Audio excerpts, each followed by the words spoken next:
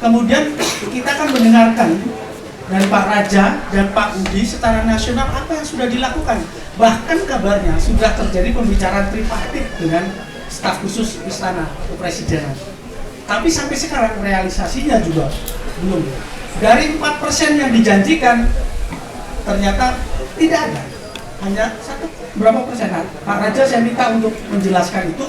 Nanti setelah bagian Pak Raja, Bundiana akan menjelaskan tentang apa yang akan dilakukan, dan terakhir adalah Pak Zaini yang sudah berkirim surat kepada Presiden RI dan kepada Gubernur DIY. Monggo Pak. Ya teman-teman, kita sudah panjang lebar disampaikan dengan Pak W mengenai kondisi KSB saat ini dari awal gagal bayar sampai saat ini. Jadi tinggal teman-teman tolong dianalisa bagaimana kami dizolimi oleh KSB, bagaimana proses-proses yang kejanggalan-kejanggalan yang ada, tolong dianalisa karena kami rakyat yang terzolimi saat ini ya. Kemudian juga saya mengatakan bahwa PKPU sudah diketok palu. Kemudian dalam peraturan PKPU, perjanjian inkrah, keputusan inkrah dari keputusan PKPU dinyatakan bahwa cicilan pertama 4% itu dibayar bulan Juli, ya. Nah, jadi cicilan pertama dibayar bulan Juli dan sampai saat ini pun masih mayoritas kita tuh belum dibayarkan. Jadi hanya 1-2 aja. Oke. Nah, saya akan menjelaskan ke topik yang untuk session ini bahwa apa yang sudah kami lakukan, ya. Ketika kami tidak bisa mengambil uang kami kembali pada mulainya terjadinya surat edaran di April 2020, di mana semua tabungan tidak bisa diambil dan harus diperpanjang. Di situ kami sudah membentuk di bulan berikutnya kami sudah membentuk satu grup perkumpulan korban KSB yang akhirnya kami menamakan itu sampai akhir ini menjadi fakta, ya. Oke, apa yang kami lakukan? Apa yang kami lakukan sebagai orang yang terzolimi? Uang kami tidak bisa kembali. Kami sudah berkirim surat 3 kali ke KSB. Kami minta RALB, minta laporan keuangan secara transparan, dan lain-lain, minta ketemu sama pengurus dan pengawas. 3 surat kami itu tidak dijawab sama sekali. Di sini kelihatan bahwa koperasi tidak kooperatif dengan kami, ya, dengan anggota.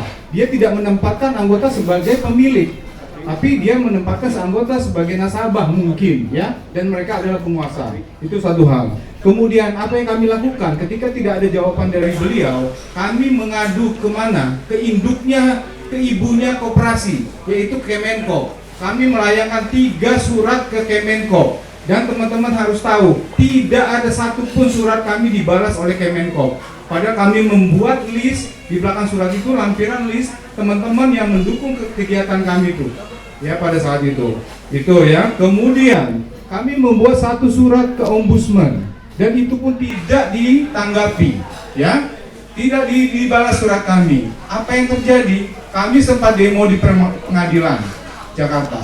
Kami sempat demo di Kemenko. Pada hari kami demo di Kemenko, hari itu pula Ombudsman mengadakan Zoom meeting untuk kami, ya.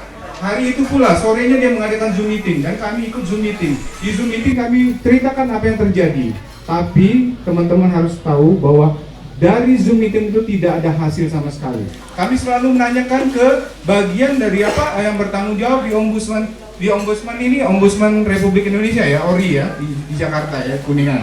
Itu pun dia mengatakan bahwa belum, tidak ada kabar lagi, tidak ada kabar yang bisa disampaikan. Itu, ya, itu apa usaha kami yang sudah kami lakukan. Nah, keempat, kami membuat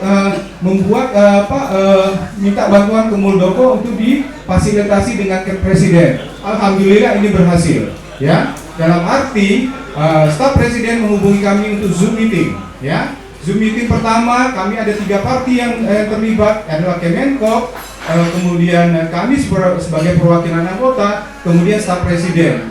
Di situ dia meminta bahwa dia akan berkoordinasi lagi dengan Kemenkop dan akan mengadakan Zoom meeting 4 party.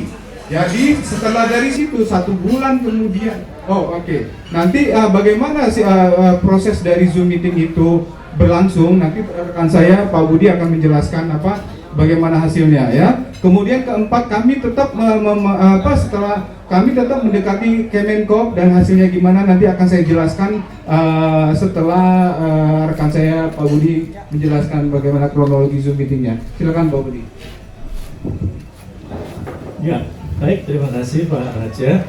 Saya lagi senang saya bisa berada di sini bersama awak media dari mana saja, bisa nggak tahu sebenarnya saya Indonesia ya, alhamdulillah juga Bapak Ibu ya, anggota dan juga mungkin pengunjung ya. Jadi saya melanjutkan apa yang disampaikan oleh Pak Raja. Setelah menyurati Bapak Muldoko, itu ada follow up di mana ada meeting tanggal 24 bulan 8 ya, 24 Agustus 3 pihak. Dan kemudian dilanjutkan 1 Oktober ya, 1 bulan lebih itu 4 pihak. Di sini ada pihak dari KSPSB yang hadir, pengawasnya bersama beberapa official. Ada banyak di situ disampaikan satu hal yang menarik bahwa dari Kemenkop itu sudah menunjuk beliau Bapak Budi Soeharto namanya sebagai ketua tim pemantau khusus Kemenkop terkait dengan urusan KSPSB ini. Dan yang menarik lagi, beliau sudah menyampaikan bahwa ibarat kita ini anggota dan pengurus itu seperti anak dan ibu, seperti anak dan bapak, di mana anggota juga pemilik koperasi, sehingga anggota boleh, ya sekali katakan boleh menggunakan fasilitas apa saja yang ada di koperasi, dan itu diiakan oleh pengawas dan pengurus. Kemudian lagi bahwa dianjurkan setiap anggota atau minimal perwakilannya itu boleh dengan mudah mendapatkan akses langsung untuk mendapatkan data apapun yang dibutuhkan. Dan itu pun juga sempat disanggah dengan undang-undang nomor sekian, tetapi ternyata itu juga sudah lewat. Itu PP tahun 95, saya tadi waktu itu disampaikan. Jadi Bapak Ibu, awak media yang ada di sini dan Bapak Ibu dimanapun berada, bahwa sebetulnya dari Kemenkop sudah merekomendasi untuk kita anggota atau perwakilan boleh masuk. Tapi apa yang terjadi, nanti Pak Raja bisa menjelaskan. Pada waktu meeting Zoom itu sudah ada beberapa catatan dari staf presiden yang diwakili oleh Bapak Bambang Sujatmiko dalam hal ini. Yang pertama yaitu bahwa ada satu penjaminan percepatan untuk pengembalian simpanan anggota, khususnya yang 4% yang terkait dengan skema perdamaian di PKPU. Yang kedua bahwa ada satu jaminan dari pengurus asetnya itu cukup untuk mengembalikan semua simpanan anggota.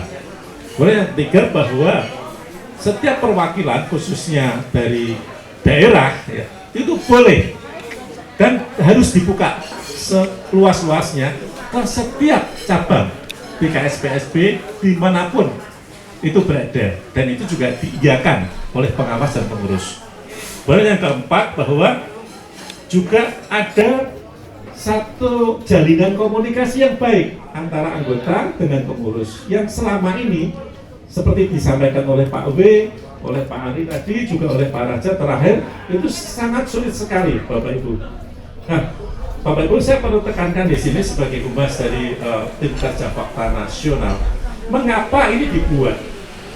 Tujuan apa sih kita buat seperti ini? Yang pertama, kita berharap sekali ya momen ini dijadikan oleh media kita semuanya untuk membantu mensosialisasi, mengedukasi carut-marutnya koperasi di Indonesia, supaya tidak ada lagi korban-korban yang seperti kami ya, khususnya KSPSB. Yang kedua, awak media bisa membantu juga bahwa ada banyak tumpang tindihnya perundang-undangan antara undang-undang koperasi dengan permen dan juga dengan PP-nya. Dan itu yang dipakai yang mana? Kata-kata karena ada undang-undang yang sah dianulir tetapi PP-nya masih jalan. Bahkan ADART-nya juga masih jalan yang tidak sesuai dengan undang-undang koperasi. Itu yang terjadi. Dan yang berikutnya bahwa kita berharap semuanya tidak hanya cuma sekedar 4% yang dikembalikan sesuai skema homologasi itu, tapi tentu saja kami semua berharap uang kita itu kembali semua utuh. Betul ya Bapak Ibu ya? Setuju ya? Iya, jadi uang kita itu bukan cuma 4%. Buat apa 4%, yang 96% entah kemana? Waduh, pusing. Jadi kita berharap uang kita kembali semua. Jadi dan ada banyak cerita pilu, awak media perlu tahu ya. Ada yang sudah stres meninggal dunia, ada yang kecelakaan, ada yang putus sekolah, masuk rumah sakit nggak bisa, BPJS-nya tidak tercover dan sebagainya. Itu yang terjadi Bapak Ibu. So jadi kita berharap bahwa sebetulnya Bapak Ibu kalau kita menyimpan uang di koperasi, katanya ya, saya sendiri jadi penyimpan. Karena apa? Pertama, koperasi itu ada pengawas internal. Ada pengawas internal. Kemudian juga koperasi itu diawasi oleh Departemen Koperasi, dan ini Kemenkop. Dan juga koperasi itu ada audit independen. Sehingga saya merasa, wah hebat dong. Tapi apa yang terjadi sekarang? Duit kita kemana nggak tahu. Mereka semua kemana kita nggak tahu juga. Jadi ada banyak sekali cerita pilu di sini. Bapak Ibu, kalau Bapak Ibu dan saya melihat ada satu pencurian, negara hadir. Pada saat Bapak Ibu melihat ada penjambretan, negara hadir. Pada saat ada kasus-kasus apalagi pinjol, ya yang lagi tren nih pinjol, negara hadir. Ada perampasan, negara hadir. Ada bencana alam, ada bencana di mana-mana, musibah, negara hadir. Arisan bodong, negara hadir. Tapi kasus ini di manakah negara? Baik, terima kasih Pak. Ya, silakan. Baik, sebentar. Baik teman-teman, karena mumpung masih ada sinar matahari, Bapak Ibu hadirin yang merasa korban, silakan angkat tulisannya. Nanti teman-teman media akan apa? Sambil kita tunggu jeda. Boleh ke depan Pak, boleh ke depan di sini, di depan, biar diambil gambarnya. Rame-rame boleh Pak. Kita sambil jeda. Ya, silakan. Sini, Bapak Ibu sekalian. Nah, menghadap ke sana Pak. Yang tua, yang muda, yang laki-laki, yang perempuan, monggo di sini. Menghadap ke sana Pak. Nah, biar nanti diambil gambarnya. Ya. Semangat Pak, mudah-mudahan uangnya kembali. Amin. Amin. Wah. Silakan. Boleh. Jangan lupa pakai maskernya ya Bapak Ibu. Walaupun di level 2.